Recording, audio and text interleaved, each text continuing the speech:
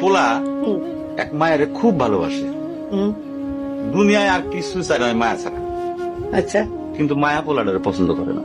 Oppo অনেক চেষ্টার পর মায়া সে পোলাটারে কইল যে ঠিক আছে, হ্যাঁ আমি তোমারে ভালোবাসতে পারি, হ্যাঁ, আমার একটা জিনিস এনে দিতে হবে। কি রে?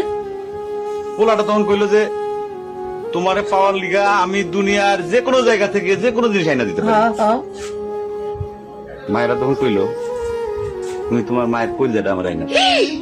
কি কর কি কর কি কি মনে হয় না? কি গল্প শোনালি দিদু? পোলা তখন দৌড়াইতে দৌড়াইতে তার মায়ের কাছে গেল, হ্যাঁ মারে যা কইল, হ্যাঁ মা আমি একটা মায়ের ভালোবাসছি, আমি তারে ছাড়া বাঁচব না। হ্যাঁ, কিন্তু ওই মায়া আমার একটা জিনিস নিয়ে যাইতে কইছে, সেটা হলো তোমার কলিজা। তুমি যদি তোমার কলিজাটা আমার দাও, ওই মায়াটা কলিজাটা পাইলে আমার ভালোবাসবে। মা তখন কইল তুই আমার একমাত্র বুকের ধন, তোর সুখের জন্য আমি সবকিছু করতে পারবো।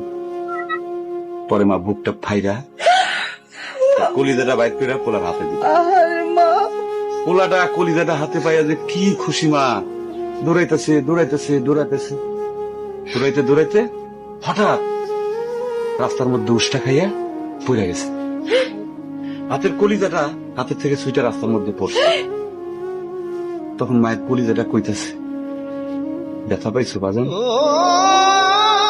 কেন?